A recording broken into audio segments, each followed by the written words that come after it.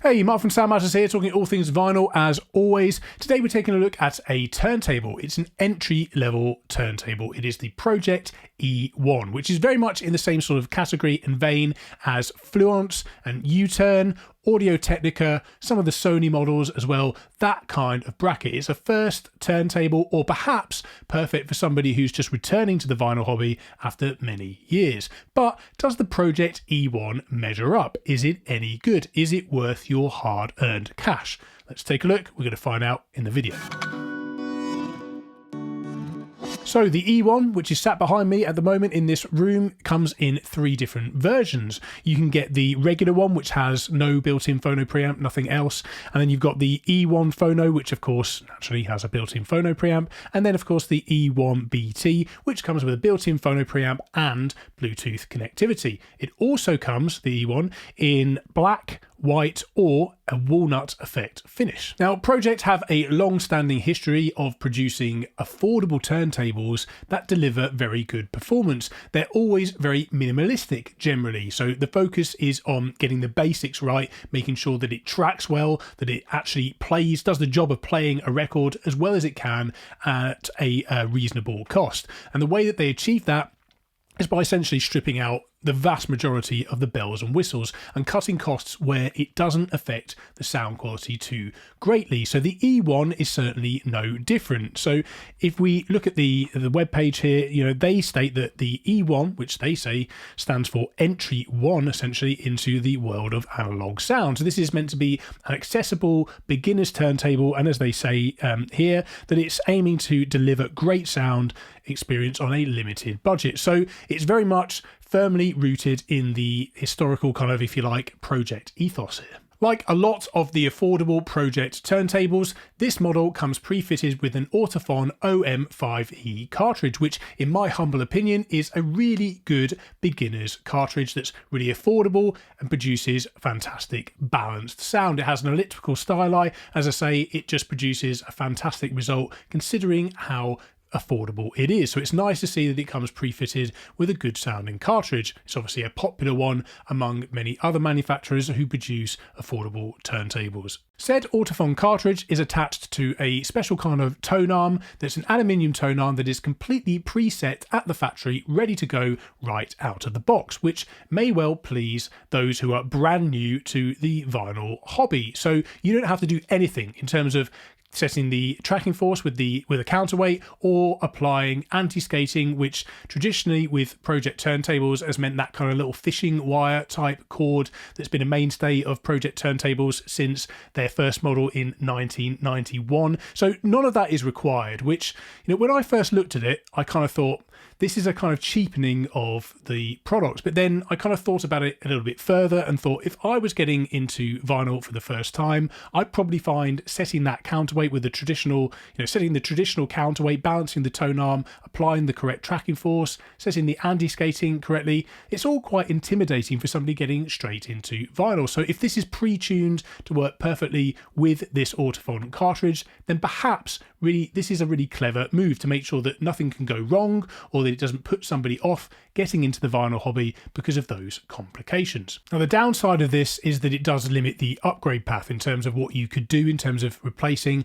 a stylus, but then this isn't really designed for that kind of turntable hobbyist. This isn't designed for somebody who's really gone deep into the hobby. And realistically, the vast majority of entry-level turntables that ever see a cartridge upgrade, I'd say they were few and far between. The E1 features a machined composite fibre plinth, which is super, super light. And attached to this is the platter, which is made from a hollow kind of ABS polymer, as they call it. But, it's essentially a plastic. It's said to be designed to reduce resonance. And actually, it doesn't ring like, say, for example, a metal platter would. But I would say on the downside, it kind of looks and feels a little bit cheap. So I didn't know how I felt about this. Once you get it on the turntable, it looks fine, looks the part, and of course you get your standard felt mat to put on there. But I did feel a little bit like this was a kind of a cheap feel to it. But then you think about how resonant those kind of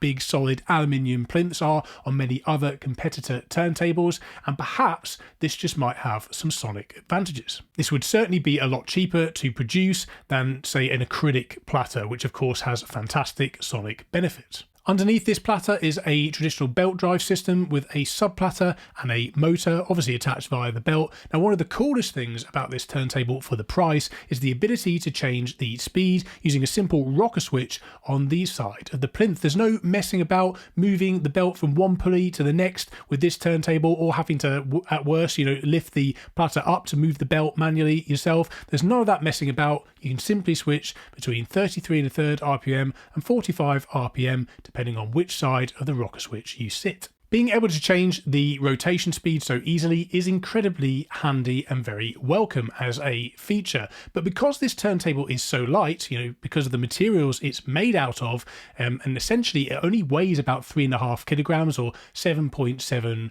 pounds, it's an incredibly light turntable. That composite fibre plinth and the polymer platter do not weigh much at all. It being light generally isn't an issue overall, but it does make it very easy to move the entire turntable when you're operating that rocker switch. You've got to be very careful to support the plinth as you operate that switch. Now, this could be rectified by swapping out the felt bottoms of the turntable feet for something more rubberized that was a little bit more grippy. Perhaps maybe in future kind of incarnations or upgrades to this particular model, that might be something that Pro-Ject could consider changing. Features aside, how does the E1 sound? For the listening test, I lined up a couple of recent VMP, of course, Vinyl Me Please reissues. This included Stevie Ray Vaughan's Texas Flood and Black Nasty's Talking to the People.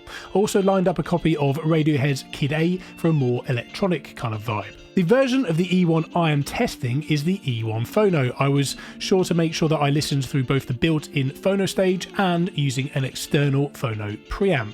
To my ears, the E1 Phono sounds a little bit restricted when playing through the built-in Phono stage, but it easily opens up when connecting to an external Phono preamp. That being said, I really don't want to talk down the built-in Phono option too much, because it does sound pretty good for a built-in Phono stage as far as these things kind of go, and of course they're great for getting you started and it saves a lot of space.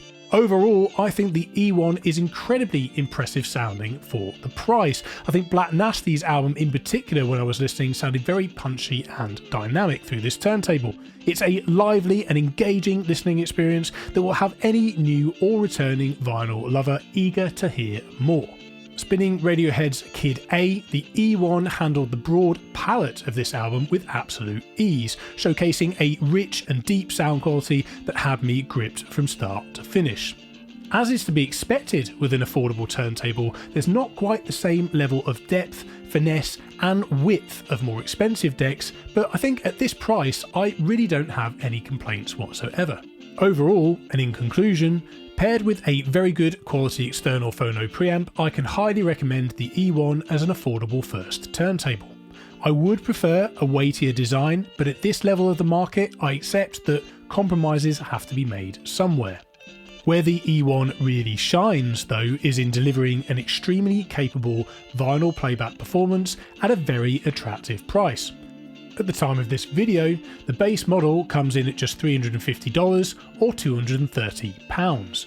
Ultimately, choosing the right turntable for you comes down to priorities, budget and taste.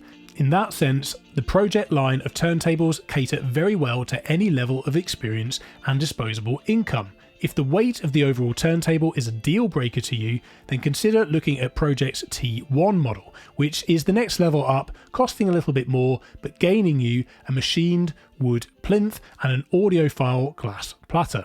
A full review of that model will follow on the channel very, very shortly.